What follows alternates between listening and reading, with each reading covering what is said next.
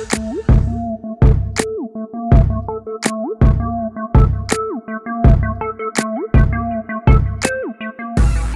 up, YouTube? It's your girl DeeDee. Welcome back to the channel. So I'm back with another video for you guys. Now, before we get into the video, make sure you are subscribed to the channel.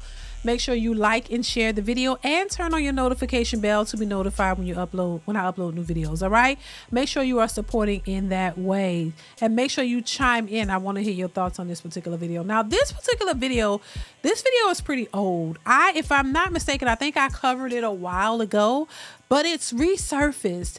And this was a video of a woman who disguised herself as a man for a year, and she wanted to get some insight on what it would be like to be a man. Now, in her findings, it actually made her depressed. She realized that she did not want to be a man. It caused her some anxiety.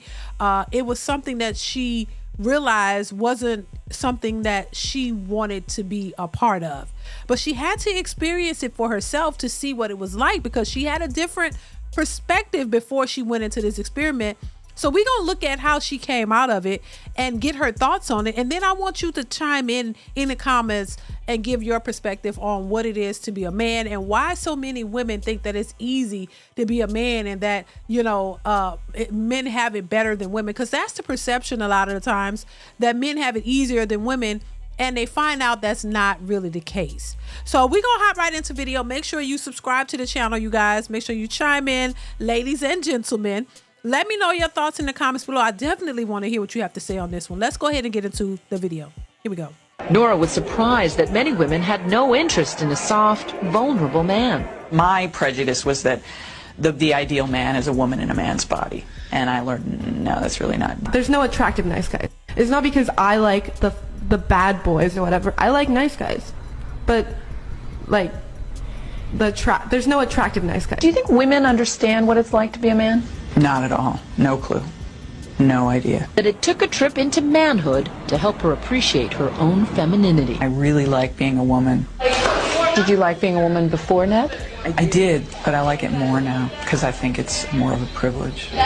I said to her, this is going to be revolutionary, because it's been looked at as though men were the perpetrators and women were the victims. Now, I just want to, you know, that's always the case. Men are always looked at as the perpetrators, and women are always looked at as the victims, and I think that is unfortunate, because men can be victims as well. It's just that men don't want to be victims, but just because they don't want to be doesn't mean that they aren't.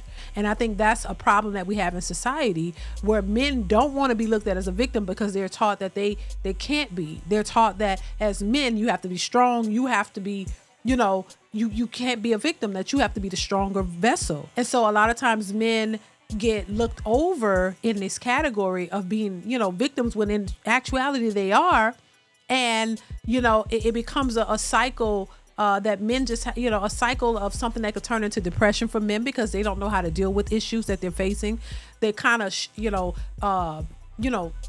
kind of shield themselves, and they kind of isolate themselves from people and society when they have to go through stuff, because they know that society is not going to look at them as the same as they would a woman. They don't look at men as victims, because men are strong, and it's almost as if they can't have any weaknesses, or they can't go through things. And I think that's unfortunate, because this is why so many men suffer in silence and suffer in depression, because they don't know how to deal with their issues, because they can't be vulnerable. They can't show any vulnerability, because then you're considered weak as a man. So I think that's unfortunate, and I think this is why a lot of men are looked over, and they're not taken seriously when it comes to certain crimes or certain issues, where there are men who are victims, and men underreport the abuse that they're going through at the hands of women, by the way, because they don't want to be looked at as the victim. And women, on the other hand, want to be looked at as a victim because they know it's a benefit for them. Let's continue.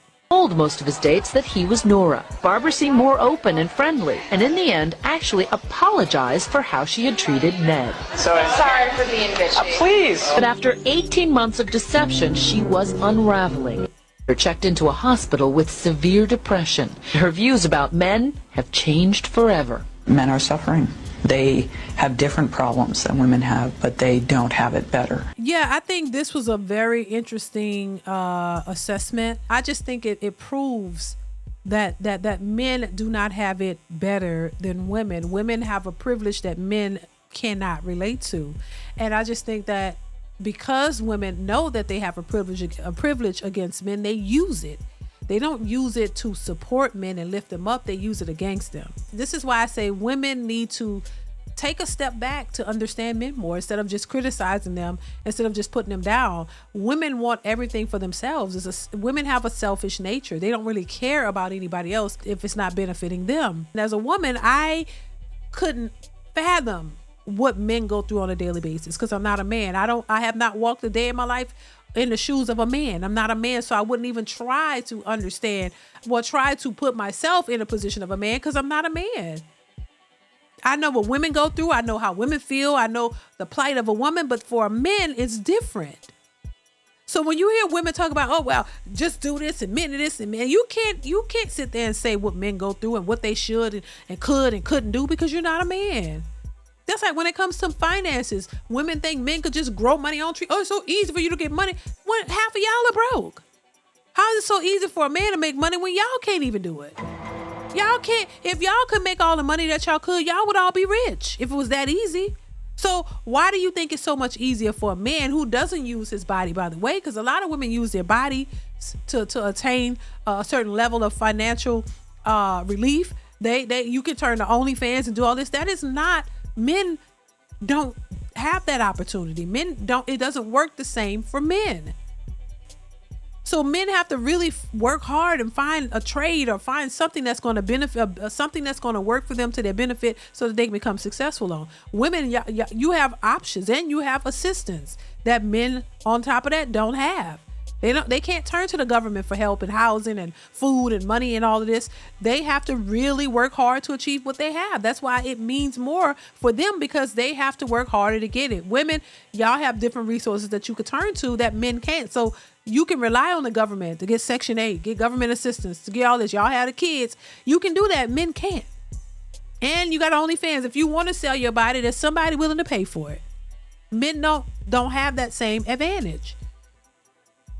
So this is why I thought this was important. It was interesting that the fact that she did this and she had to go to therapy because it wasn't fulfilling to her. Being a man was not fulfilling. It actually it's shown to be depressing. It showed her, made the lady have to check into a facility to get some help.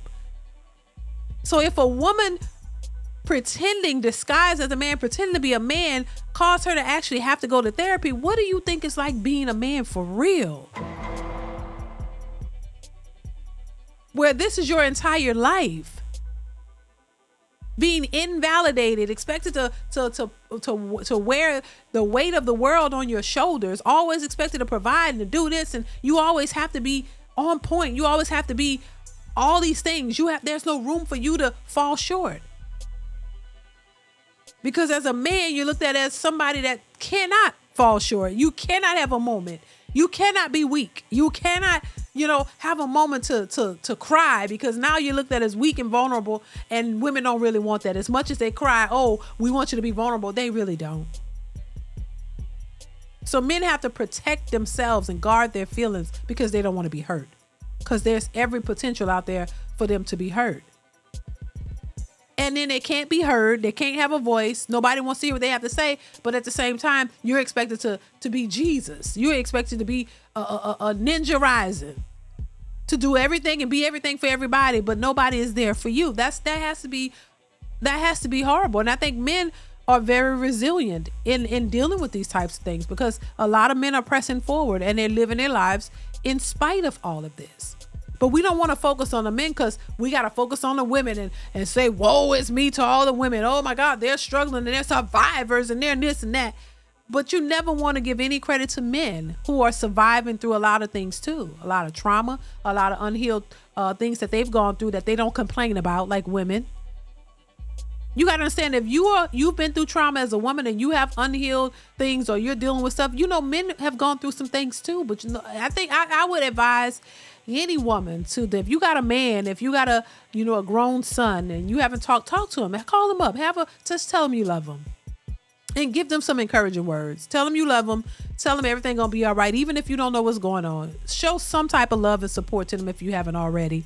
Because sometimes they just need that. They just need love and support. You don't have to ask any questions. You don't have to do anything. Just say you love them. Ask them how they're doing, and tell them everything gonna be all right. You love them, and they have your support. Just do that, because you don't realize how far that could go and how detrimental that could be to their livelihood. And if you love those people, then you would go and do it. I would advise any of you listening to go and do that. Go uplift a man in your life. I'm gonna leave it here. Y'all let me know what y'all think of this experiment. What do you think about this video? Make sure you chime in the comments. I want to hear your thoughts. Comment, like, subscribe to the channel if you love the content. Share and like the video, you guys. Y'all definitely let me know what you think, and I will catch you in the next one. Bye.